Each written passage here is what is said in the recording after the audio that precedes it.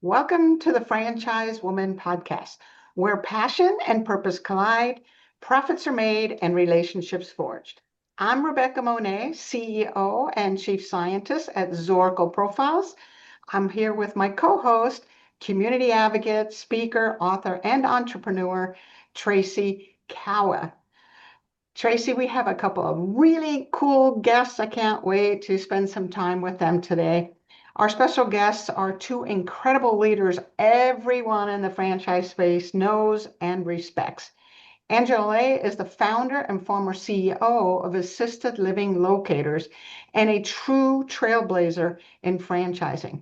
She now serves as the founder and CEO of Sweet Influencers, while Liberty Bernal, a fitness enthusiast, business coach, and growth strategist, serves as the president and COO.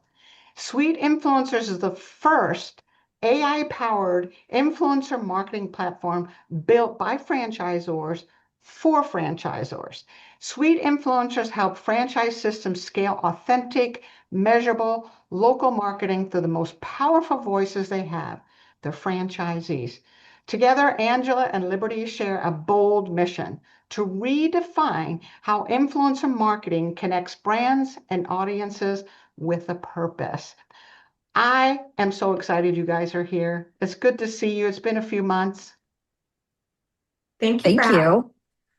me. Yeah, Good to be here, this Rebecca. is exciting. Okay, I can't wait to dig into this because, well, first of all, influencer marketing is such an esoteric field to most of us out here in the world. So, but before we go there, how just bridge us, catch us up to speed, because the last that we interviewed you, Angelica, it was with your daughter and Angelica, and tell us what you were doing then and how you bridged the distance and to get to where you are now. Yeah, absolutely. So in 2022, I sold to the Riverside Company, and Assisted Living Locators became part of a platform. And I remained running that company for 2 additional years post acquisition. And during that time, I had met an influencer on an airplane, and he literally changed my world. I immediately began just planning out, saw such an opportunity and how I could bring the influencer marketing into franchising. Chance Interesting. encounter on an airplane. I have stories. I have a whole library of fantastic people I've met on the plane, from the head of LabCorp North America to Netflix producers to an influencer. So Crazy. One of my finest love stories was someone I met on an airplane. We'll talk about that another time, but not on this. So, Liberty, catch us up.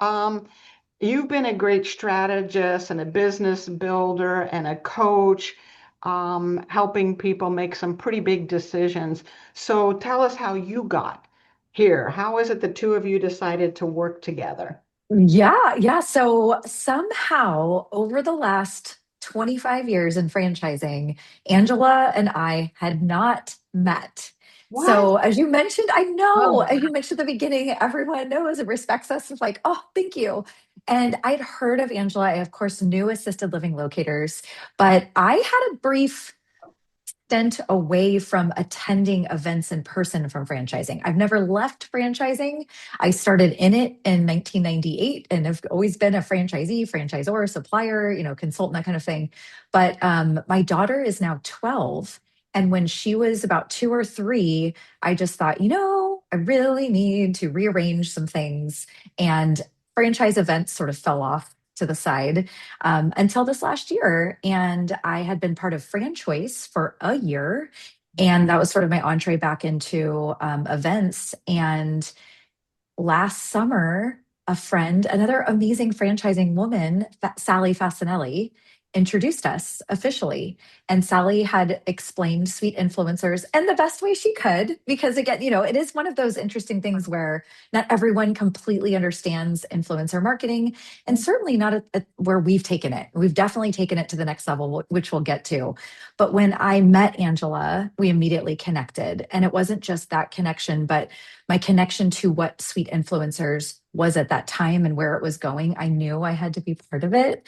So it evolved over time and grew, thankfully. And both of our passions came together. And I would say Angela and my strengths just sort of empower each other, like our Yeah. strengths, weaknesses balance out, and it's been phenomenal. So here we are today, and so far, so good. We're so excited.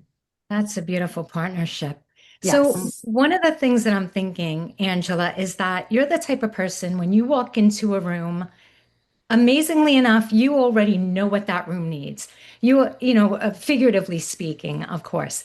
So here, a chance encounter. First of all, you innovated in healthcare, then a chance encounter on a plane. How do you identify a need? Like, what was it about that conversation that you walked away knowing something so critical that you would build a business on it?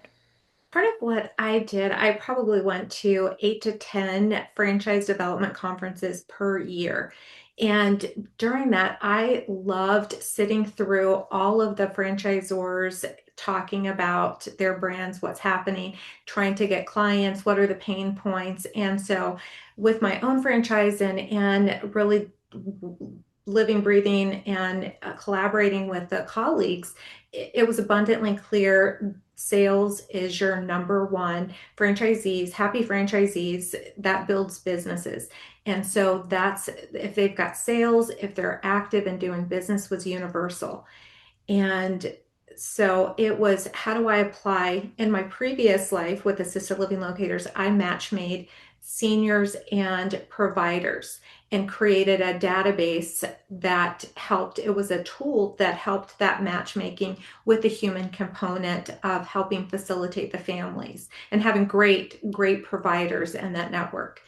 And so it was a pivot where in this, I'm matchmaking influencers with brands utilizing another tool that really helps create that matchmaking, the sweet score, the sweet fit, the sweet elite.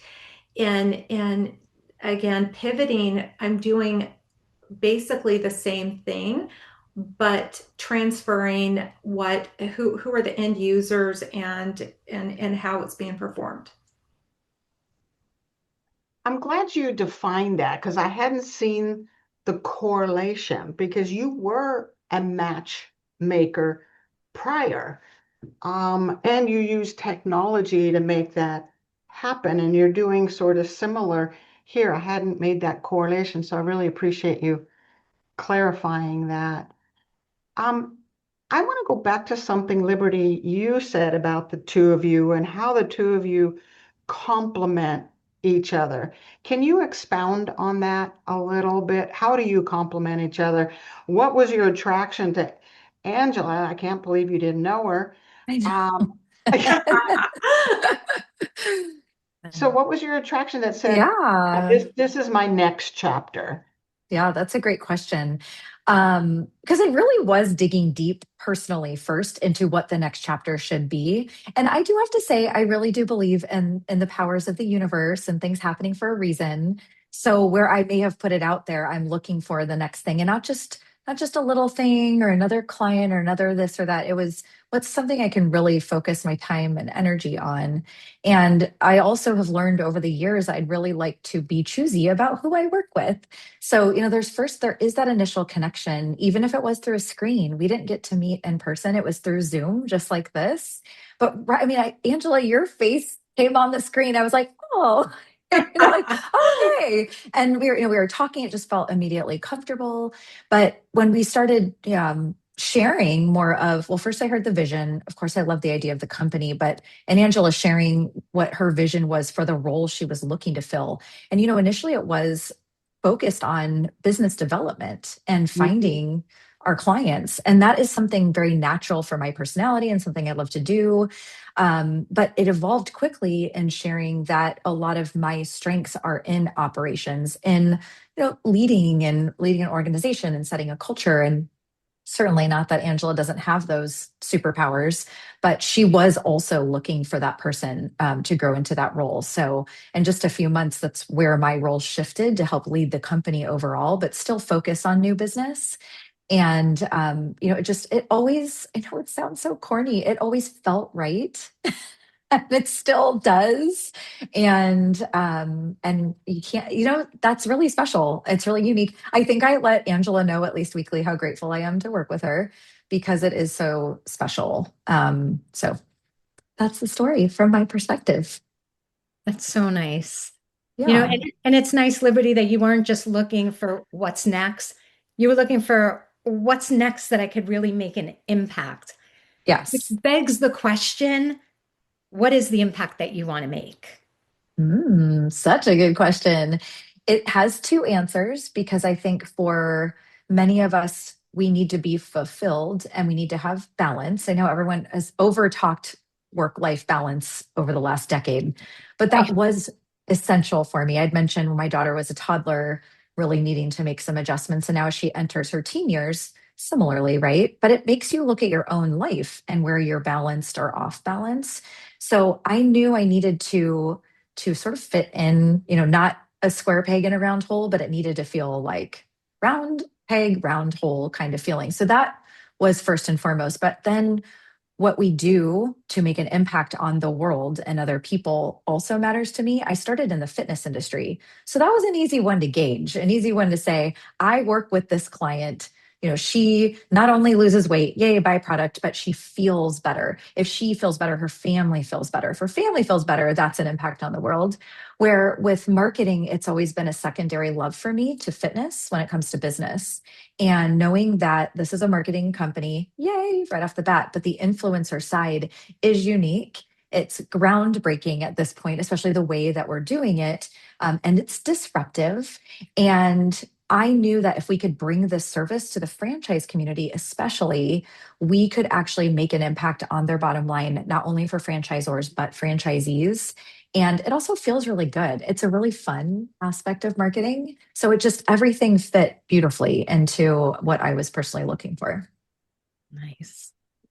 Angela, let's take it back to you because there was something in that flight, in that conversation you had with this influencer that sparked an idea in you. Do you recall exactly what it was that sparked it? And how is it that you then took that just little idea and decided to literally pivot, shift, change, and do something completely different? Yeah, and I'm going to say it was really earth-shattering for me because I had signed a 3-year agreement with Riverside saying that I would try to stay on for 3 years, the best that I could, for that. And they were like, as long as you can, that would be great. But it Mhm. was just 2 years because I just told them, and I told them right after this encounter that I'm going to be changing the world with this. I'm going to be building this company. I'm going to wait and do it on my own time, but mentally, it's happening. And so I was very transparent with them and said, you will probably be clients of mine after I create this. But it was an exchange like it typically would go with the person seated next to me on the plane. So lucky them or unlucky, whomever happens to be my playmate. And so talking about, well, what do you do? And I described, well, I'm in senior care and these are my clients because he's like, wow, I have no idea what that world is all about. And he described what he did and literally showing me like he literally tapped out by the time we landed in Florida from Phoenix. He was just like, I'm tapping out like this. You have trained me. But to this day, he will respond to my text because I wasn't done with my questions. It was, I knew that influencer marketing, he works in the RV space for RVs that start 6 of the 8 largest manufacturers from 250,000 to over $1 million. But it's product placement, it's the RV, it's such a win when it's guests that come on and maybe they've got to fly a special rod, or it could be anything, power washing to clean the RVs. It was so many avenues that this one individual could have multiple ripples of an impact, that I began immediately just rolling with ideas. And one of the first things that I wanted to do was talk with at the IFA.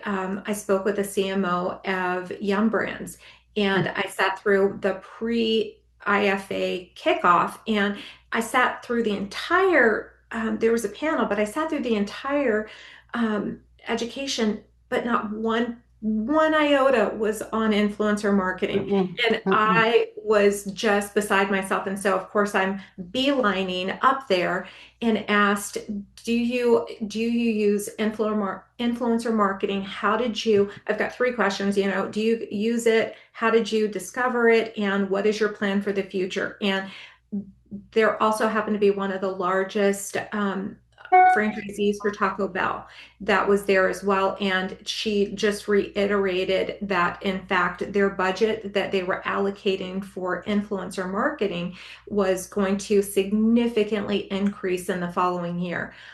But they fell into it with what happened. Something went viral. Sandwich went viral. And reverse engineering what happened, why did it happen, and how do we duplicate this success? And that was exactly what I was looking for, that validation.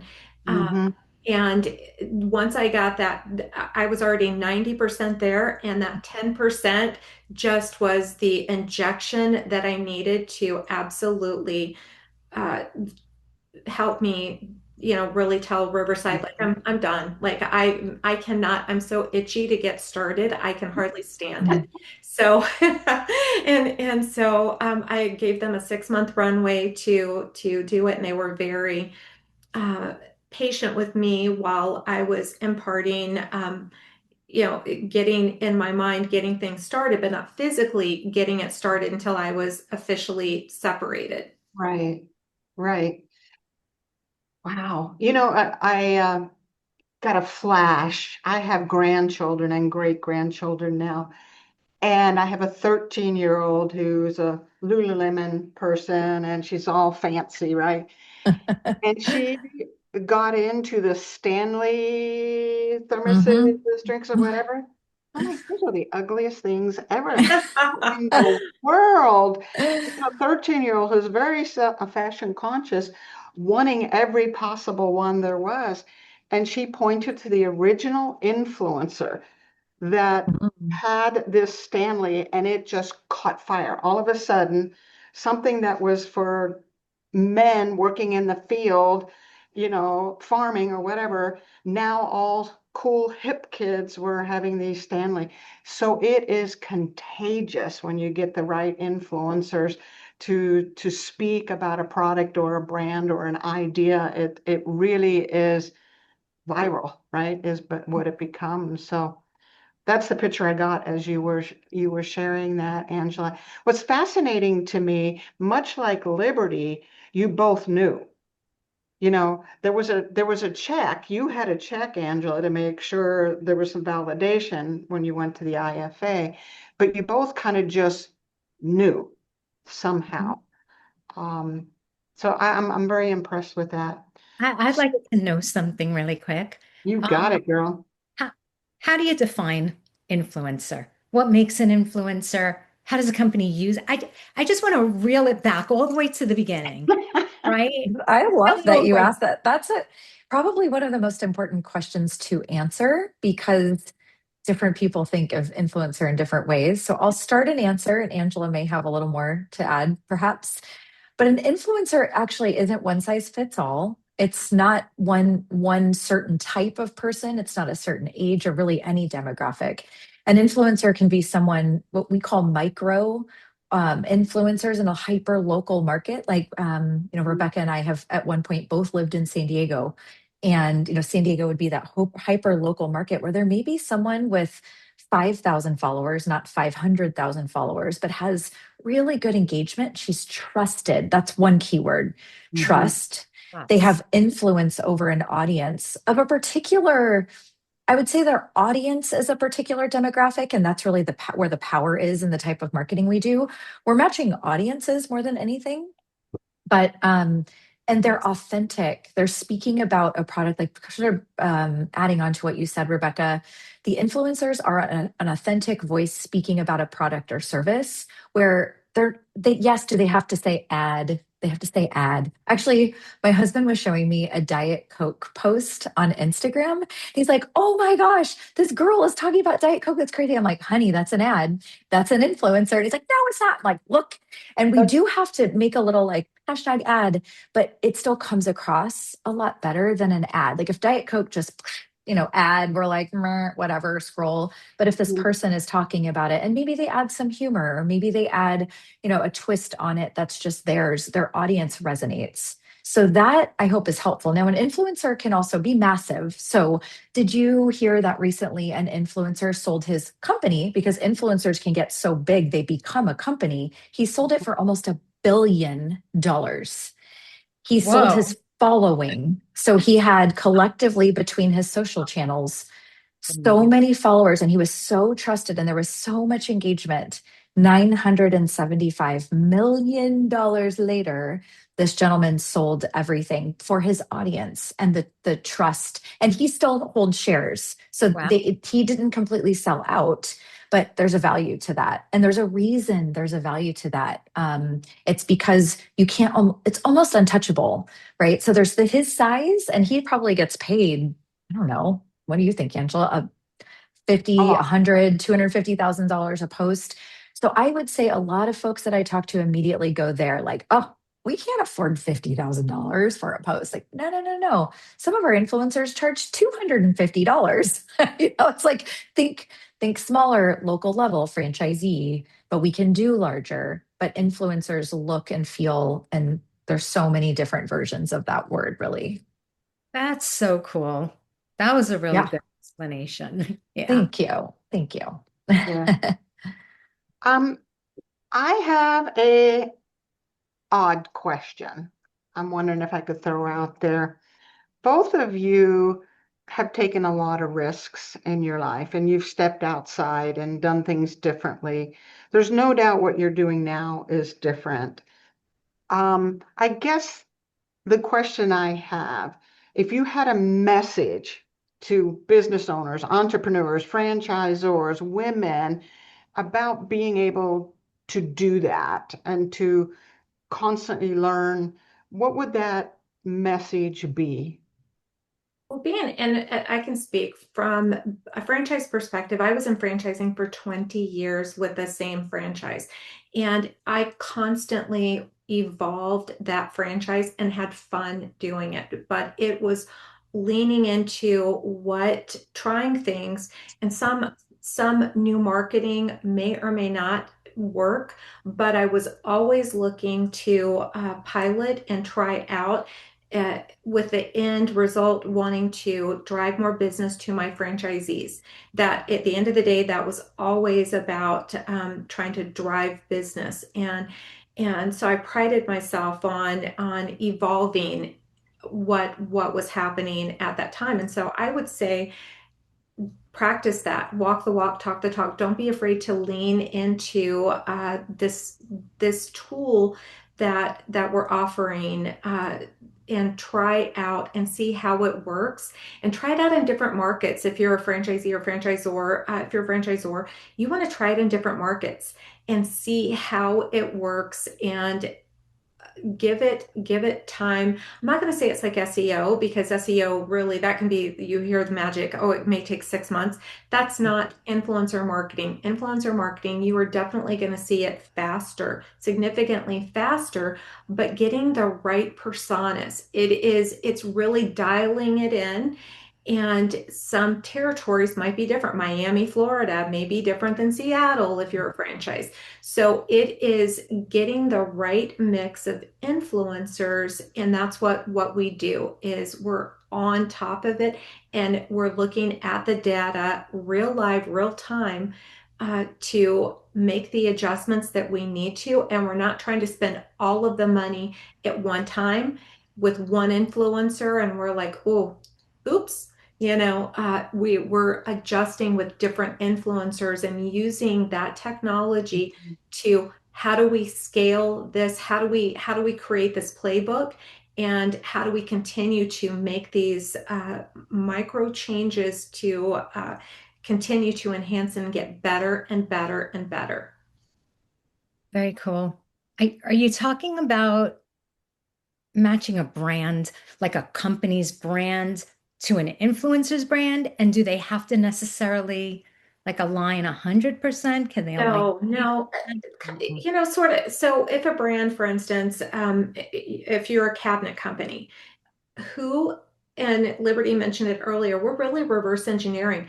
Who are the influencers that have the audience that are going to be the purchasers of this? So it may be more affluent. If your average price is 25, 35, 45,000, whatever it is to redo your kitchen, and so we develop, again, using AI, but humans, we've got a mini board that looks at the personas, and we create different personas that we're looking at influencers with scorecards that will match up on our suite score to see who aligns if we've got somebody who might be in real estate or a do-it-yourselfer or uh, again, looking at these different personas and the weight's going to be a little bit different on the scores and how do they rank, and we pick the best ones that match. So the data is telling us this is what it's showing us. So we're learning about that brand, and then how are they calling? Are they scheduling the appointment? And so those are some of the tools and the data that we're really using to enhance and learn about that brand, and they're partners with us because we've got to be communicating with them very in detail on what's working, what's not, what we're seeing. Here's these numbers. This is what we would expect from this. And is it matching? It is aligning. Are you getting the appointment set? So those are the matching that we're doing. I love how you're using the data. Very cool. Yeah, it's Huge, kind of a huge. combination of the human combined with the AI and an influencer uh, Yeah. program. So it really is both. And it's localized from the sounds of it because who's an influencer in one area, whatever that area is, might be different in another area. I'm going to add in one more thing. We have just also are launching another tool. It's Suite OS, Suite Operating System, that we can have with the brand, the franchisee or the franchisor can have a tool where they can see real life data on their side, not just the analytics that we're seeing on the engagement rate, comments, etc. But it is a tool that that they can have as part of their sales portion and really see in real life what's happening with that. So it is evolving at a record pace, and the early innovators get like the price that they have for doing this. And some of our pilots, like, we're waiving fees for some of our pilots because they're incubators for great things. So Mhm. they're paying for influencers, but for the back end and how much work that we're putting into it and the tools that we have, it's a win-win situation. Um, Thank you for getting into what some of those things are. Liberty, I have a question for you because you're talking directly with, you guys decided you're staying in the franchise space because you have those relationships. You understand that ecosystem. I guess my question is, as you're talking to franchisors, are there any misconceptions or myths or pushback when you say influencer? What might be some confusion franchisors might have around this? Yeah, a big confusion is that their product or service and influencer marketing don't go hand in hand. When in fact, really, I mean, most, I can't say all, but most products and services do, because who wouldn't benefit from having their brand or product or service spoken about authentically by someone in the perfect market and matched so perfectly? So I think part of the disconnect too is how much service we actually provide as a company. So the whole idea of Sweet Influencers is to provide everything needed for a knock it out of the ballpark influencer campaign from A to Z. I always love to say that we handle everything. Franchisors and franchisees, we have, of course, points where they have to approve things like a campaign and what's behind it, or who are the influencers. Let's double check. But we really handle all of those things, including the contracts with influencers. So oftentimes it's said that it's just too, I just know it's just too much. It doesn't work. Influencers don't work. They don't know. And I think there's just a meltdown because there's not an understanding of a process. But we really have made a process of it. And there are checks and balances. There are brand guardrails. And that's where we come in and hold everyone's hand, essentially. So I've had also franchisors say, we once gave the direction to franchisees to just find local influencers and have them talk about our brand. But we can quickly imagine how far south that could go. That's good on so many levels. And that phrase, bless their heart, comes to mind. Like, oh my gosh. Some could go extremely well, but if a franchisee is already typically overwhelmed with their own needs and efforts, finding the right influencer, how do I do that? What, I just go on Instagram and pick anybody? And then even getting a hold of influencers, we have found that even with our team that specializes in it, finding influencers, communicating with the influencers, getting that communication initially going is a lot of effort. And then what happens if that influencer posted something a year or two ago that does not align with your brand? Are you checking into that? The overall vibe of the influencer, is it right? Is it wrong? So we're hyper focused on this one marketing tactic and we're ensuring that we do it correctly. And it's imperative. What if, not only if that influencer has the perfect target audience and we get 200,000 eyeballs on that brand with a post, what if it does go viral and you see that little like 1.4 million and the little eye emoji, that could happen. So it's got to be perfect and it can be very positive. So I think, just a lot of misconceptions are it's overwhelming, that kind of thing.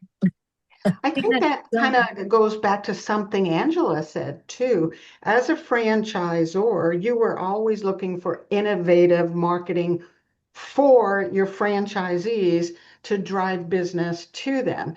How do you see, Angela, because that was your focus as a franchisor. I want my franchisee to be successful and helping them drive business is important. How do you see this affecting the relationships between our franchisees and franchisors who are now benefiting from a franchisor adopting this and sharing it with their franchisees? If their phone is ringing and they're getting appointments, then anybody who's ever seen Undercover Boss Knows Marketing, that is going to be their number one universal complaint. The franchisor doesn't do enough for us. What's happening with our brand fund? Where's that money going? Show us where it's being spent. I've never seen anybody ever on any episode being like, I am so happy. I'm 100% content with this. And so I think that a really a strong way to win over their franchisees is expressing, we recognize that this is a future and we are going to adopt our methods and really incorporate this. And we're just seeing all positive when it comes to that. Mhm. Yeah. They're going to be on the cutting edge, these franchisors. You're going to teach them to evolve. That's for sure. Yes. You're going to be a Yes. disruptor, no doubt, in this space. Tracy, I know you have a question. I just wanted to ask about the future. What do you see 3 to 5 years down the road for your company, for yourselves, and those that you're helping? I would say affordability is going to continue to get better and better. One of the tools that we're creating is a subscription model where our inventory of influencers is only going to continue to grow. And so with a subscription model, and if we've already got a brand that's established and part of that, and we have the personas, they will be able to utilize that and get the cost lower and lower for the franchisees to utilize these tools. And so that is something that is really I want to make it as affordable as we can for access for all of the franchisees to do this and doing it on their own.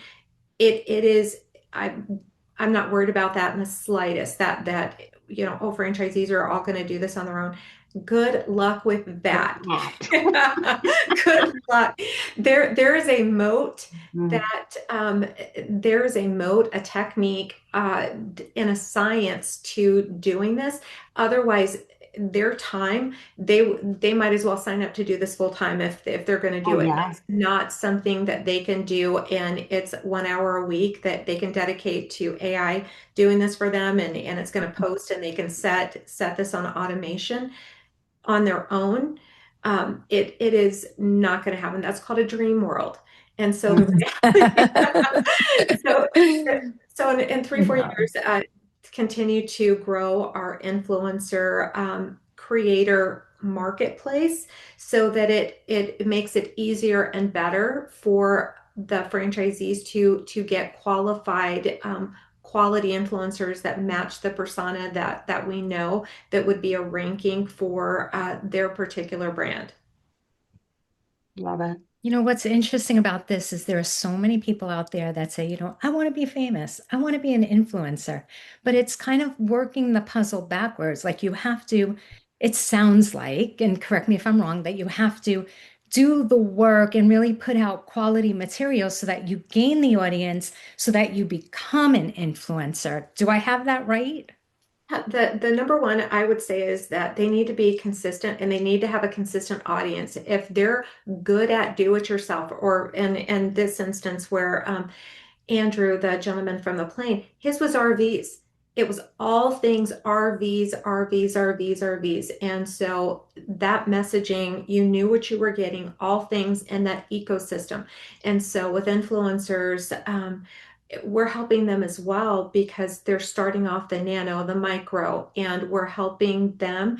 If they can get linked up with us and get affiliated with a brand or multiple brands, maybe it's in the service industry and they've got a good audience, we're going to help guide them so that they can leave. Most of these are doing part-time. They've got other jobs, but their goal is to do this full-time and to make a wonderful living to support themselves and or their families. And so with us, we're really helping them with good and fair, very transparent contracts of what our expectations are for them and a code of conduct that they will maintain as part of an agreement and being part of the Suite Elite program. Nice. Love it. So you're Mhm. helping all sides. And when you said win, win, win, you meant it. It's win, win, win, win, win, actually, right? If it goes all the way down to the customer level. I hate this. We're coming up at the top of the hour. I want to have this conversation for another 3 hours. Liberty, I'm going to go to you. When you are thinking about this thing that we call at Zorkel, passion, purpose, profits, and relationships, what's the one thing you would want to leave our listeners with about the truth of the importance of having passion, to have a purpose, to make sure that it also includes building relationships and profit? What is the one truth that could come from you from your years of experience building other businesses? My one truth is you can find the people, profit, passion, and what was the last one? Purpose. Relationships. Oh, yeah, Purpose. relationships. Yeah. Mission would be a All of better way to that. put it. Yeah. Yeah, well, all of it. You can find it in many things, and I'll build on the evolution theme that we talked about. I used to think the only thing I would ever do in this life was fitness. Mhm. Fitness was life. And it was impacting. I focused on women, changing women's lives. Like that, I was like brainwashed and crazy. But I found a passion for franchising through that. And from that, I found more passion through marketing. And then it built, right? So where I started, if you would have asked me when I was 18-year-old Liberty, that what do you think you'll be doing when you're 45-year-old Liberty? It would probably not have been this, but I found all of those things in each phase and each chapter I went Yeah. through in life. And so for young women, I tend to get connected to young women who are in the fitness industry now and they're looking for a mentor.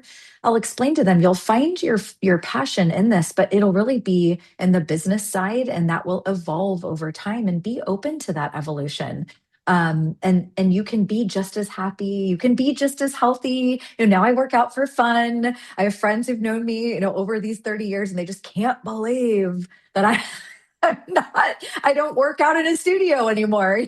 It's like, it's not the end of the world. Let yourself change and evolve as long as you're checking those boxes, but it might not look like what you think. It's sort of like franchising, where a lot of franchisees go, I never thought I would be in plumbing. Yeah.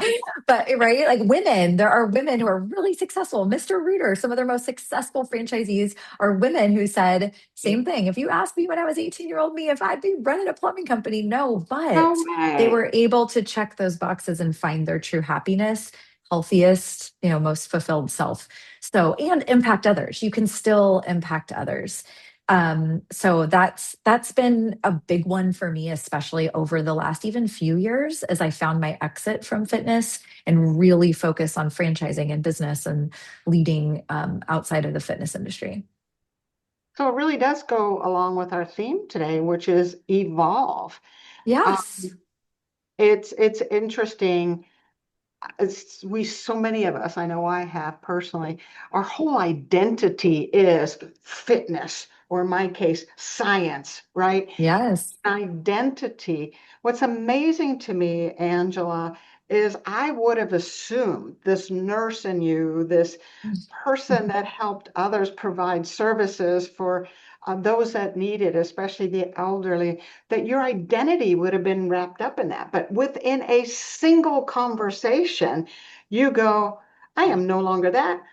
I am becoming this. And you just trusted that process, and that evolution was almost, I might be exaggerating, but almost overnight for you, and you welcomed that evolution. So that's impressive to me, Angela. And I'm in awe. I don't know what else to say. I'm in awe of what you ladies are up to, and I'm very excited. And I want to have side talks about this later.